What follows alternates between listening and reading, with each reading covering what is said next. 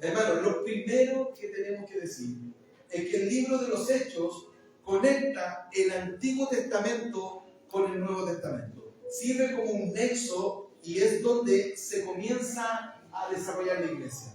Entonces, el libro de Hechos es un nexo y se ve manifestado claramente en el capítulo 1 de este libro. Además de todo esto, se empieza a fundamentar los principios doctrinales que hoy en día nosotros tenemos. Después se completa de manera perfecta en el Nuevo Testamento cuando se completa la Biblia. Por otra parte, el libro de los Hechos es la segunda parte del Evangelio de Lucas. Si nosotros vamos al capítulo 1, en el versículo 1, por favor, si usted lo tiene en su Biblia, la introducción del libro de Hechos está en los primeros 3 versículos. Dice, en el primer tratado, oh Teófilo, hablé acerca de todas las cosas que Jesús, ¿qué dice ahí? Comenzó a hacer y a enseñar.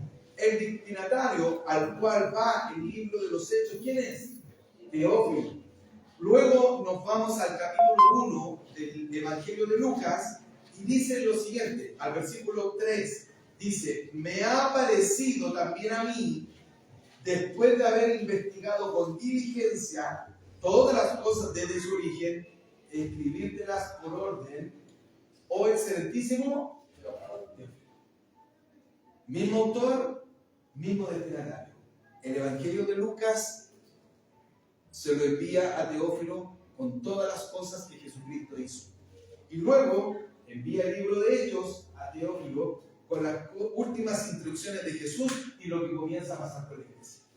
Y esto es maravilloso. Entonces podríamos decir que el libro de Hechos es el segundo volumen o el segundo tomo de un libro que escribió, una serie de libros que escribió Lucas, el médico. Se asume por esta evidencia entonces el mismo autor Lucas, usado por el Señor, que escribió más o menos entre el 62 y el 64 el libro de Hechos, inspirado por el Espíritu Santo, para escribir la historia en 2 partes. Lo primero, habla del Señor Jesucristo, todo lo que hacía y todo lo que enseñaba hasta que subió al cielo. Y el segundo tomo, el libro de Hechos, la obra del Señor Jesucristo, pero a través de los hombres, a través de los apóstoles, a través de la iglesia primitiva. Hay algo muy importante que nosotros tenemos que decir del libro de los Hechos, que manifiesta las obras del Señor Jesucristo, pero hay diferentes nombres que se le ha dado al libro de Hechos. Y vamos a llegar a una conclusión distinta el día de hoy. Regularmente, ¿cómo se le llama? Hechos de los apóstoles. Entonces, y efectivamente, se ve a los apóstoles que van actuando por medio del Señor, pero están destacando, ¿qué destacan en el libro? La obra de Jesucristo. Eso es lo que destacan. A lo largo de todo el libro, del capítulo 1 al 28, vemos a Jesucristo exaltado. También se dice que el libro es hecho del Espíritu Santo, por cuanto se ve obrar de una manera muy especial y específica al Espíritu Santo desde el nacimiento de la iglesia, capítulo 2 en adelante, pero lo que el Espíritu hace cuando viene a la tierra y viene a los hombres, ¿viene a qué? A glorificar a quién? A Cristo. Él viene a mostrar la obra del Hijo. Él viene a convencer de pecado, de justicia y de juicio. Él viene a mostrar la obra de Jesucristo. Por esto y por lo mencionado anteriormente, y esto expuesto, es que el propio contexto del libro de Hechos son literalmente los hechos de Jesucristo, manifestados por el Espíritu Santo a través de los hombres. Esto solamente glorifica a Dios, solamente glorifica a Jesucristo, del capítulo 1 en adelante. Entonces, otra cosa que debemos decir y que tenemos que mencionar, en el versículo 1 dice las cosas que Jesús comenzó a hacer y a enseñar. En este primer tratado, las cosas de Jesús. Y hay aquí algo interesante, porque Jesucristo era muy distinto a los religiosos de la época. Él comenzó ¿a qué? A hacer y a enseñar. Esto es interesante porque Jesucristo hablaba como quien tiene autoridad. Mateo 7:29. Los religiosos ponían carga sobre las personas, pero ni ellos la querían llevar. No obstante, Jesucristo ¿qué? Hacía, enseñaba. marca la diferencia con la época de los religiosos del momento. El versículo 2 y 3 del libro de Hechos dice: hasta el día que fue recibido arriba, después de haber dado mandamientos por el Espíritu Santo a los apóstoles que había escogido, a quienes también después de haber padecido se presentó vivo con muchas pruebas indubitables, apareciéndoles durante 40 días y hablándole acerca del reino de Dios. Bueno, lo interesante de estos versículos es la introducción del libro, que viene a ser la introducción, la conexión del Evangelio con el libro. Estos primeros 3 versículos dicen algo, las cosas que Jesús comenzó a hacer y a decir, la ascensión y las instrucciones a los apóstoles, y tercero, la resurrección de Jesucristo. Jesús estaba resucitado, 40 días con ellos. Esto es maravilloso, hermano. Póngase en el contexto de los hermanos de ese tiempo y de los discípulos. Vamos entonces al primer punto. Jesús entrega las últimas instrucciones. Vamos allá, versículo 4 y versículo 5. Sigan la lectura conmigo. Y estando juntos, les mandó que no se fueran de Jerusalén, sino que esperasen la promesa del Padre, la cual les dijo: oíste de mí. Porque Juan ciertamente bautizó ¿con qué? Con agua, mas vosotros seréis bautizados con el Espíritu Santo dentro de no muchos días. Lo primero que ocurre es que Jesús les da una instrucción precisa a los apóstoles que no se fueran de Jerusalén, y les recuerda la promesa que había hecho el Padre por medio de él. Usted no lo encuentra abundantemente en los evangelios. Lo encuentra, por ejemplo, en el Evangelio de San Mateo en el capítulo 3. Lo encuentra en el Evangelio de Marcos en el capítulo 1. Lo encuentra en el Evangelio de Lucas en el capítulo 3. Y lo encuentra en el Evangelio de Juan en el capítulo 1. Entonces, esto era una promesa hecha anteriormente. El Señor vendría a bautizar con el Espíritu Santo, tema que será desarrollado la próxima semana. Mi hermano Roberto le toca el capítulo 2 y va a entrar en ese punto. Vamos al segundo punto de acá, que dice los que le interesan a los apóstoles y lo que le interesa a Jesús. Bueno, Jesús está entregando las instrucciones y veamos que ocurre algo aquí en este momento. Entonces los que se habían reunido preguntaron diciendo: Señor, ¿restaurarás el reino de Israel en este tiempo? Y él les dijo: no os toca a vosotros saber los tiempos o las sazones que el Padre puso en su sola potestad.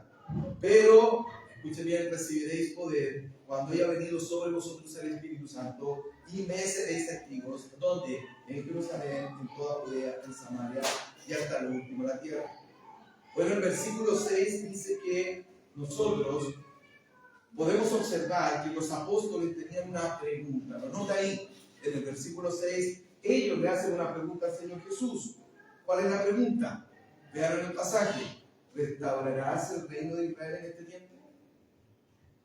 Esto es llamativo, ¿no? Es como que estuviera fuera de contexto a lo que el Señor está diciendo. El Señor les entrega una instrucción y algo totalmente fuera de contexto. Aparentemente.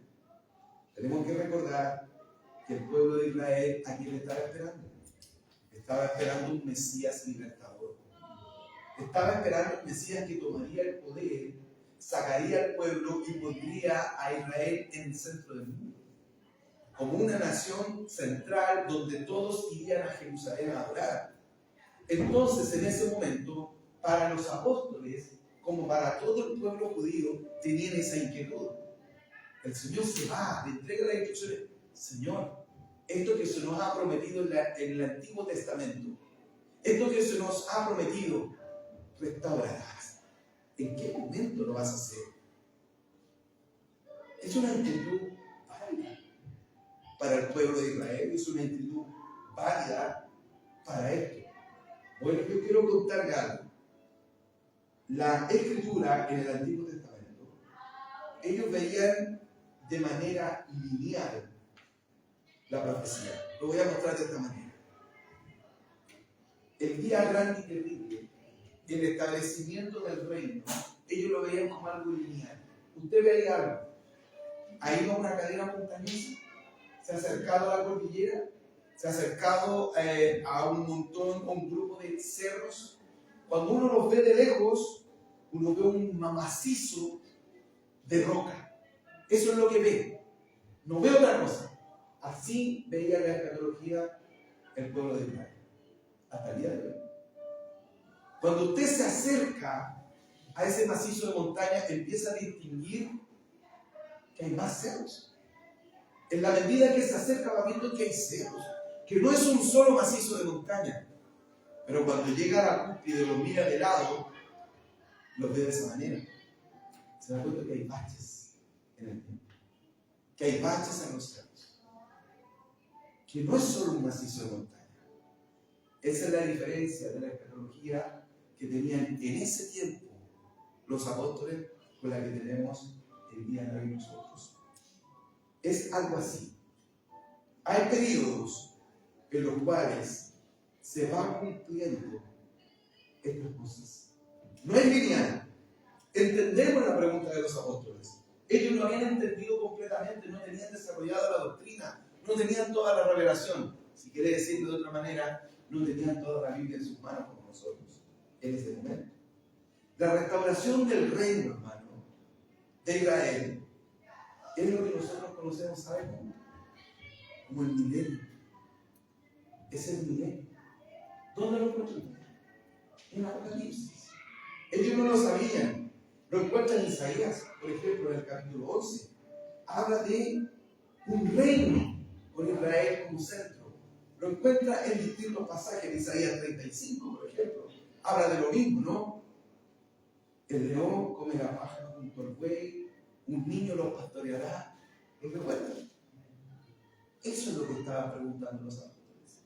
Señor, ¿vas a hacer esto ahora? Y la respuesta del Señor es increíble. Esto usted lo encuentra en Zacarías, en Miqueas, en Jeremías, en Amós, en Isaías, entre otros. Versículo 7, la respuesta del Señor es: no os toca a vosotros saber los tiempos o las sazones que el Padre puso en su sola potestad. El Señor Jesús les dice: tranquilos, tranquilos, les estoy dando un mandamiento ahora, les estoy dando instrucciones ahora, tranquilos, no es el momento. Quiero que se queden acá, que esperen en este lugar. No es para su conocimiento en este momento. Solo eso está en las manos del Padre, revelar y revelarlo en su tiempo. Aunque entendemos que el Hijo también lo sabe, pero es una figura tomada del matrimonio que ocupaban en ese tiempo. Hermano querido, el versículo 8 es impresionante. Pero recibiráis poder cuando haya venido sobre vosotros. Piensen esto, le preguntan por la restauración del reino. El Señor dice: no nos toca a vosotros, no es ese el momento.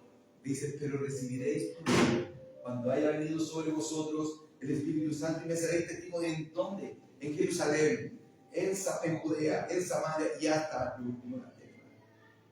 El gran objetivo, hermano, para que se quedaran en ese lugar era algo maravilloso.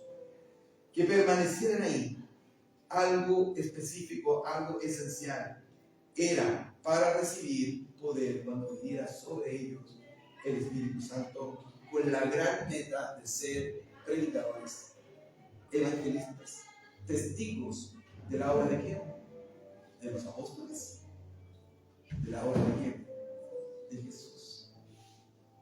En todo lugar, hermano, en toda la tierra, desde lo más cercano, Jerusalén, hasta lo más lejano, la última de la tierra, el Espíritu Santo nos capacita.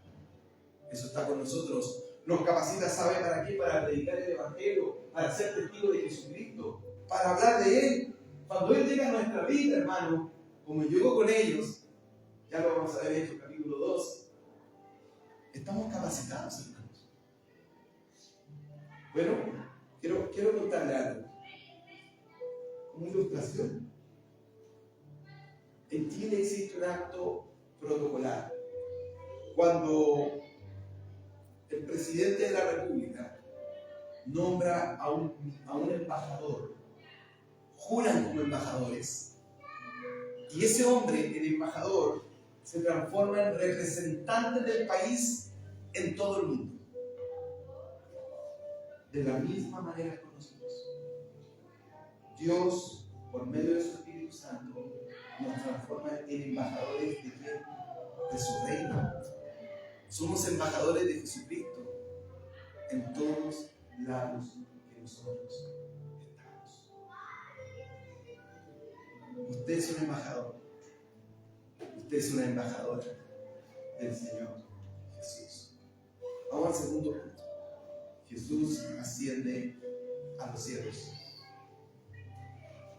Jesús asciende a los cielos, versículo 9. Y habiendo dicho estas cosas, viéndolo ellos, fue alzado y le recibió una nube que le ocultó de sus ojos. La ascensión de Jesús es un hecho milagroso.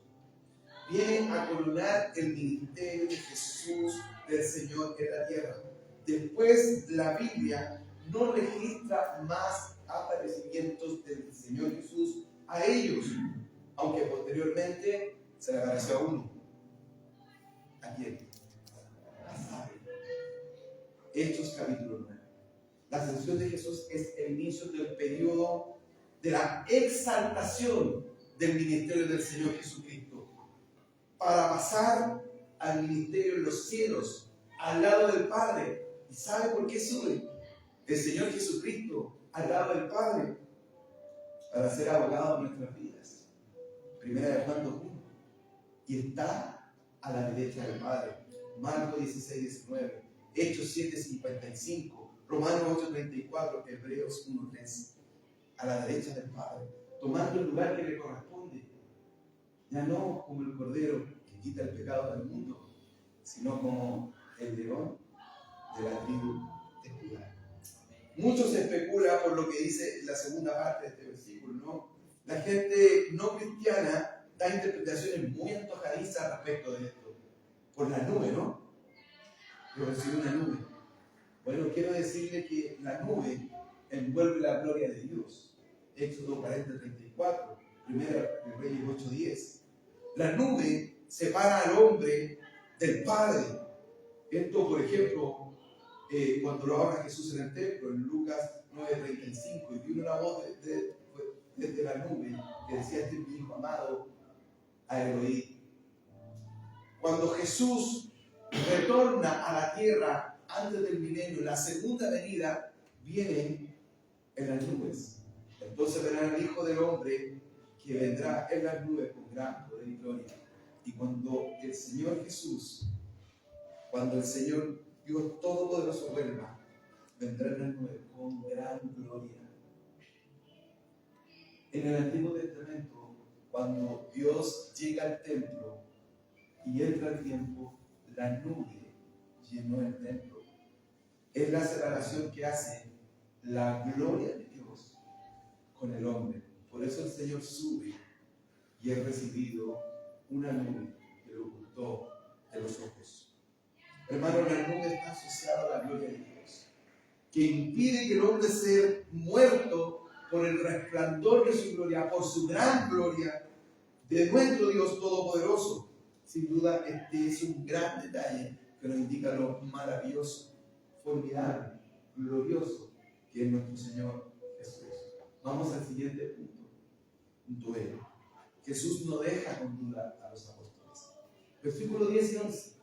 Dice: y estando ellos con los ojos puestos en el cielo, entre tanto que él se iba, y aquí que se pusieron junto a ellos dos varones con vestiduras blancas, los cuales también le dijeron: varones galileos, ¿por qué están mirando al cielo? Este mismo Jesús que ha sido tomado de vosotros al cielo, así vendrá como lo habéis visto ir al cielo. El Señor es tan bueno, hermano.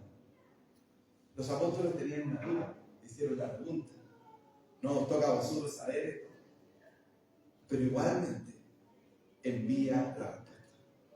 Igualmente envía la respuesta para darles ánimo. Les dice: el que se fue, este Señor, va a volver.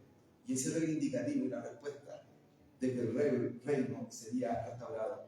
Es una respuesta a la pregunta que se hizo antes. Es la manifestación gloriosa del Señor. Tito 2:13, como dijimos anteriormente, para establecer y restaurar todas las cosas. Bueno, a muchos les ha ocurrido, ¿no?, que cuando están haciendo una clase o tomando una clase, un curso de capacitación, una carrera, entonces el profesor está explicando etapa por etapa un proceso, y son 7 etapas, y va en la etapa 1, y algunos vienen más rápido, Dice, profesor, ¿me puede explicar lo que dice la etapa 7? Y el profesor le dice lo siguiente: espérese un poquito. Espérese un poquitito. Usted tiene que saber todas las cosas. Déjeme explicarle la etapa 1, la 2, la 3. Y cuando lleguemos a la 5, se lo explico. Esto es lo que pasó con el Señor. De la misma manera pasa con nosotros. Estamos viviendo una etapa de nuestra vida. Y le preguntamos algo al Señor. Y el Señor no nos responde. ¿Le ha pasado? Y nosotros necesitamos saber la respuesta de Dios. Y el Señor nos dice: espérame, no le toca a ti la respuesta. Igual que a nosotros. No se toca en este tiempo. Ya viene el Señor. Y a veces el Señor se queda en silencio. El silencio no nos responde. Espérate. Eso es lo que está diciendo. Espérate. Ya te voy a explicar. Hermano, estamos viviendo procesos, igual como los apóstoles.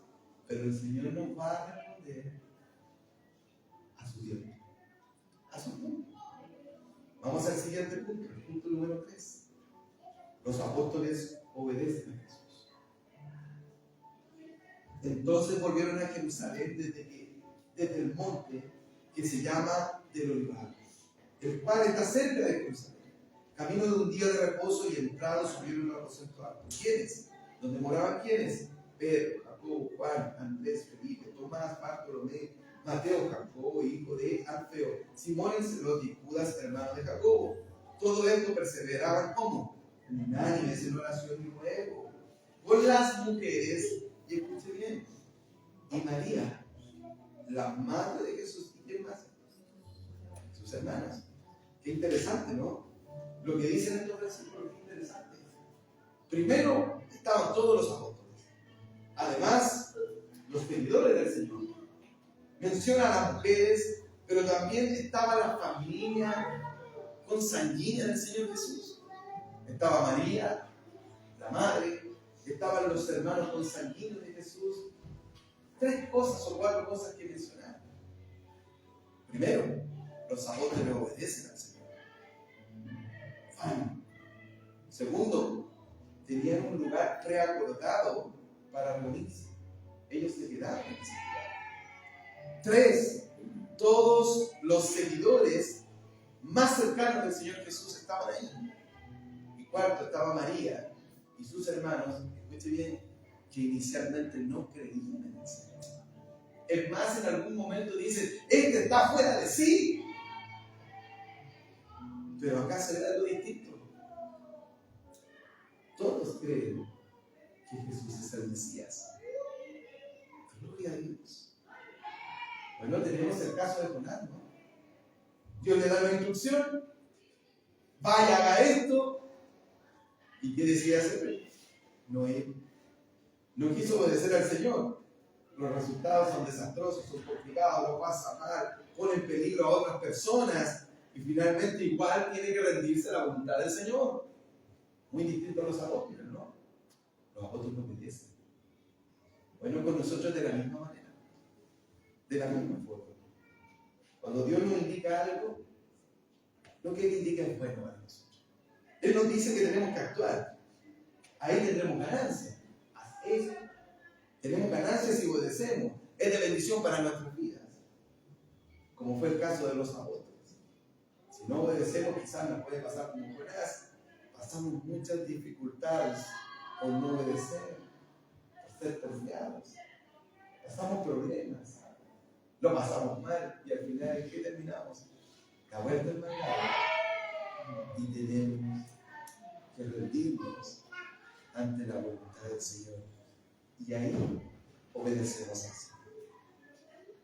Que el Señor nos ayude. Vamos al punto 4. La sucesión de Judas. Pedro indica que se debe reemplazar a Judas el Iscariote. Es un poquito largo. Vamos a leer algunos versículos. Vamos a leer. En aquellos días Pedro se levantó del medio de los hermanos, y los reunidos eran como 120 y dijo a los hermanos: Varones hermanos, era necesario que se cumpliese la Escritura, en que el Espíritu Santo habló antes por boca de David acerca de Judas, que fue guía de los que prendieron a Jesús. Y era contado con nosotros y tenía parte en este ministerio. Esto pues, con el salario de su iniquidad adquirió un campo, y cayendo de cabeza se reventó por la mitad, y todas sus entrañas se derramaron. Y fue notorio a todos los habitantes de Jerusalén, de tal manera que aquel campo se llama en su propia lengua Acéldama, que quiere decir campo de sangre. Porque está escrito en el libro de los Salmos: sea hecha desierto tu habitación. Ese es el Salmo 69, 25. Y no haya quien more en ella y tome otro su oficio. Salmo 109, versículo 8. Pedro asume el rol de líder. Él toma el liderazgo. Jesús había ascendido, seguramente tenían una pregunta más: ¿por qué Judas Iscariote hizo esto? Era nuestro hermano, estaba con nosotros e hizo esto. Pedro entiende por el Espíritu Santo y la Escritura y cómo se relacionaban con Judas, pero dando a entender de manera explícita, hermano querido, que eso era el plan de Dios. Y que si bien él estaba en medio, Dios siempre estuvo en control de todo y en conocimiento de todo. Dios usó la maldad de Judas para cumplir los propósitos que él tenía en el plan de salvación. Con esto da un baño de tranquilidad a los apóstoles. Ellos tenían un dolor en su corazón porque uno del medio había entregado a Jesús. Entonces simplemente le dice: esto se iba a cumplir, y usó la maldad de Judas para que se cumpliera el plan. En esto, hermano, todos los discípulos escuchan y tranquilizan, pero no se queda solo ahí, sino que también, guiado por Dios, dice que deben buscar a un reemplazante de Judas. ¿Usted ha visto alguna vez los automóviles de los que te enseñan a conducir, de los monitores? ¿Ha notado que tienen pedales al lado para frenar y acelerar? O sea, está el que conduce y al lado están los pedales.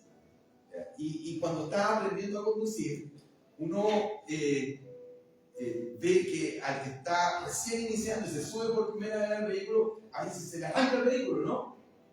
¿Y qué hace el monitor? Frena. Él frena. ¿Quién está en control del vehículo? El monitor. Siempre está en control del monitor. En el caso del Señor, Él siempre ha estado en control en este vehículo y en este proceso que era Judas Iscariote. Y también el control de nuestra vida. En nuestras vidas de la misma manera que con ellos. De la misma manera ocurre en muchas ocasiones que a veces nos desconciertan las cosas que ocurren. Situaciones nos asombran. Pero dentro de todo esto debemos entender que a veces las situaciones son muy difíciles, muy malas, a veces muy extremas. Pero ¿sabe qué? A Dios no se le ha acabado nada. Él está en ese auto que es su vida. Él está en control de los pedales. Él siempre. Nunca se le ha acabado nada. Vamos a ver. Es necesario, pues, Pedro menciona algunos requisitos para hacer algo. Es necesario, pues, que de estos hombres que han estado junto a nosotros, pongan atención, todo el tiempo que el Señor Jesús, ¿qué hacía? Entraba y salía de entre nosotros. Comenzando desde el bautismo de Juan, el inicio del ministerio del Señor, el bautismo, ¿no? El inicio del ministerio. Desde ahí hasta el día que de entre nosotros fue recibido arriba, hasta la ascensión. Desde el inicio del ministerio hasta la ascensión, uno se ha hecho testigo con nosotros de su resurrección. Notamos acá, hermano, que Pedro está dando requisitos para ser apóstol. Primero, haber sido enseñado por el Señor Jesús, y algo muy relevante. Tenían que haber visto a Jesús resucitado. Hermano, me detengo unos minutos, solo unos minutos. Hoy en día existe mucha gente que dice que son apóstoles, y ellos son falsos maestros. No tienen otro nombre. Son falsos maestros. Porque hay requisitos para ser maestro. Y acá, en el primer capítulo de Hechos, encontramos esto. Tendrían que haber sido enseñados por el Señor Jesús. Y tenían que haberlo visto resucitado. No hay más apóstoles. Son falsos maestros. No los escuchen. No los sigan. Porque ellos no están por nuestro camino. No están por la sana doctrina. Están lejos, muy lejos del Señor. Hermano, ¿y qué pasa con Pablo? ¿Qué pasa con Pablo? Porque es la pregunta inmediata que usted puede hacerse respecto de Pablo, ¿no? Usted, cuando lee las cartas, se da cuenta que Pablo constantemente está defendiendo su apostolado. Ahí lo puede ver. Pero hay algo interesante. Pablo defiende su apostolado y manifiesta algo similar a lo que dice el libro de Hebreos de las señales del apóstol. Entremos en importancia radical en el ejercicio del ministerio apostólico. Entonces, las características las acabamos de ver. Haber visto a Jesús resucitado y también le seguían señales y prodigios y milagros. Termino este punto diciendo que las señales validan el mensaje del mensajero. Por lo tanto, estas cosas indicaban que esto venía de parte de Dios. Es lo que hizo el Señor Jesús en su tiempo, ¿no?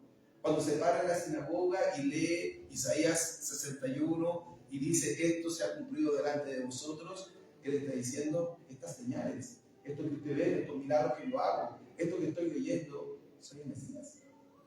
Y estas señales me siguen porque son el Mesías. Y las señales que tenían para ser un apóstol son las señales de Jesucristo, que Él imprime, ¿dónde? En los apóstoles. Bueno, quiero contarle algo interesante respecto de esto. Es que Pablo, el apóstol Pablo, es importante. Vio a Jesús resucitado. Y no lo vio en sueños. Lo vio. ¿Por qué es tan relevante que lo vio? Porque los que estaban con él escuchaban, solo que no veían. Había una persona y era Jesús. Eso es lo primero. Y el apóstol Pablo fue enseñado directamente por el Señor Jesús. Gálatas capítulo 1:12. Él recibió la revelación directa de Jesús. Jesús le enseñó al apóstol Pablo. Y el apóstol Pablo vio a Jesús resucitado. Por lo tanto, él es un apóstol de Jesús. Hermano, los versículos 23 al 26 dice lo siguiente: señalaron a dos, están buscando al apóstol Pablo. Señalaron a dos, a José llamado Barsabás, que tenía por su nombre justo, y a otro cual, a Matías. Llorando dijeron, tú, Señor, que conoces los corazones de todos, muestra cuál de estos dos has escogido, para que tome la parte de este ministerio y apostolado, de que cayó Judas por transgresión, para irse a su propio lugar, y les echaron suertes. Pongan atención en eso. Les echaron suertes. Yo no le llamo la atención. Dice, les echaron suerte y la suerte cayó sobre Matías y fue contado por los 11 apóstoles. Entonces, haga la pregunta.